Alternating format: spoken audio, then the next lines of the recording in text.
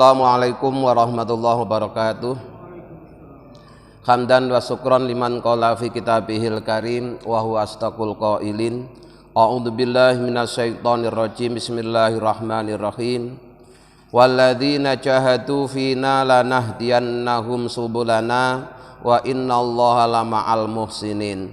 Shadaqallahul azim, amma ba'du. Hadirin ma'asyiral muslimin hafizakumullah, masih melanjutkan membaca beberapa hadis yang menjelaskan tentang mujahadah, bersungguh-sungguh dalam melaksanakan perintahnya Allah. Kemarin sudah kita bacakan hadis yang pertama. Pada sore hari ini akan kami bacakan hadis yang kedua. Asani, hadis yang kedua, an Anasin radhiyallahu anhu, dari sahabat Anas, semoga Allah selalu meridhoinya. Anin Nabi, dari Nabi Muhammad sallallahu alaihi wasallam, fima yarwihi an rabbihi azza wa jalla.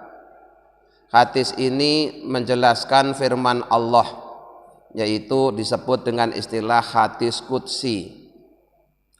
Qala, Allah telah berfirman, idza taqarraba, bila mendekat sapa al-abdu, seorang hamba, ilayya, kepadaku, sibron, satu jengkal. Satu jengkal itu jika kedua telapak tangan kita buka, maka jarak antara jempol dan ujung kelingking itu disebut sejengkal. Kata Allah, jika hambaku mendekat kepadaku sejengkal, taqarrabtu, aku akan mendekati ilaihi, kepadanya, diro'an, satu hasta. Satu hasta itu jarak antara siku dan ujung jari. Wa idza taqarraba, dan bila hambaku mendekat ilayya, kepadaku, diro'an, satu hasta, taqarrabtu, maka aku mendekati minhu, pada si hamba, ba'an, satu depa. Satu depa itu ketika kedua belah tangan kita bentangkan, maka jarak antara ujung jari tangan kanan dengan jari tangan kiri itu disebut satu depa. Wa idza atani, dan bila hambaku mendatangiku, yamsi, dengan berjalan, ataituhu, aku mendatanginya, harwalatan, dengan berlari. Rawahul Bukhari, hadis ini diriwayatkan oleh Imam Bukhari.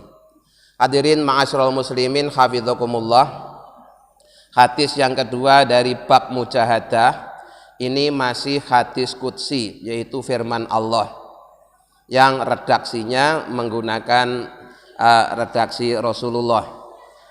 Allah berfirman bahwa bila seorang hambaku mendekatiku satu jengkal, maka aku akan mendekatinya satu hasta. Mendekat yang dimaksud adalah sebagaimana kemarin dalam hadis pertama sudah kita bacakan caranya, yaitu yang pertama dengan melaksanakan hal-hal yang difardukan oleh Allah. Di cara terbaik seorang hamba jika ingin dekat dengan Allah adalah dengan melaksanakan kewajiban. Jika kewajiban telah terpenuhi, maka bisa ditambah dengan amalan-amalan sunnah. Itu cara mendekati Allah. Jadi walaupun kalimatnya menggunakan kalimat dekat, tapi bukan berarti Allah itu berjarak, ya. Jadi jangan dibayangkan dekatnya seorang hamba dengan Allah itu seperti dekatnya satu benda dengan benda lain, itu jangan. Tidak seperti itu, ini hanya kata kiasan, ya.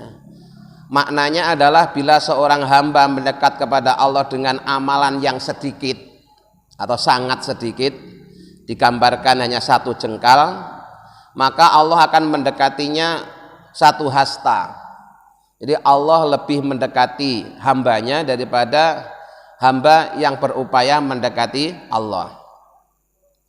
Jika si hamba itu berupaya mendekati Allah dengan satu hasta, Allah akan mendekatinya dengan satu depa. Selalu yang Allah berikan itu lebih besar daripada yang diberikan oleh seorang hamba. Bahkan dikatakan jika si hamba itu mendatangiku dengan berjalan, aku Allah akan menyambut mereka menyambut kedatangan hambaku itu dengan berlari. Ini menggambarkan betapa Allah itu maha baik. Ya, Allah itu maha pemurah, rela menerima yang sedikit dari hambanya, kemudian membalasnya dengan pembalasan yang berlipat-lipat. Itulah kemurahan Allah. Maka ketika kita beribadah kepada Allah, kita tidak boleh mengandalkan ibadah kita. Yang boleh kita andalkan itu adalah rahmat Allah atau anugerah Allah. Sehingga walaupun ibadah kita itu sangat sedikit, tapi Allah akan membalasnya dengan sangat banyak.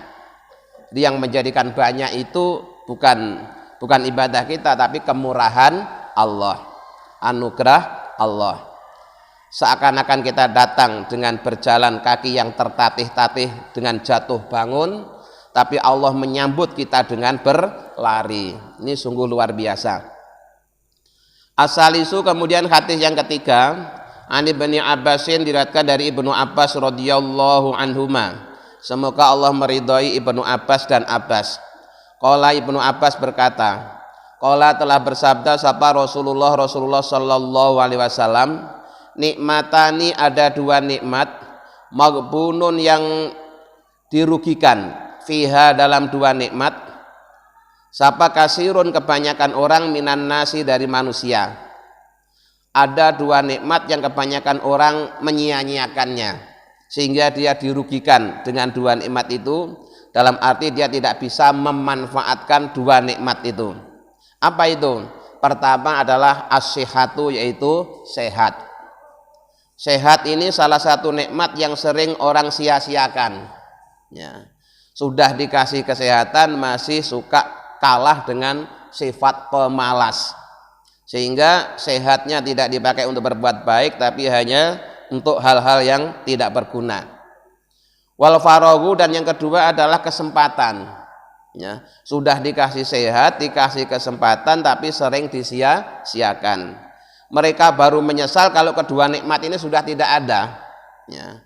Ketika ada keinginan berbuat kebaikan, ternyata dia pas lagi sakit, akhirnya tidak tercapai. Ketika dia ingin berbuat kebaikan, ternyata dia sedang sibuk, akhirnya dia tidak bisa melakukannya. Kemarin ketika dikasih sehat, dikasih kelonggaran, dia sia-siakan. Maka dua nikmat ini termasuk nikmat yang sering disia-siakan oleh kebanyakan orang. Nah, kita jangan termasuk kebanyakan orang. Artinya kita jadilah orang yang sedikit di antara yang mau menggunakan dua nikmat ini sehingga tidak disia-siakan, dan akibatnya kita tidak termasuk orang yang menyesal. Mari setiap detik, setiap tarikan nafas kita upayakan bernilaikan ibadah. Ar-Rabi'u, hadis yang keempat, an Aisyata, dari Sayyidatina Aisyah radhiyallahu anha, semoga Allah meridhoinya. Anan Nabiya, sungguhnya Nabi Muhammad sallallahu alaihi wasallam, karena adalah beliau itu yakumu, berdiri untuk sholat, minal laili, di malam, ya, hatta tatafattara, sehingga membengkak atau melempuh apa qadamahu, kedua telapak kaki Rasulullah.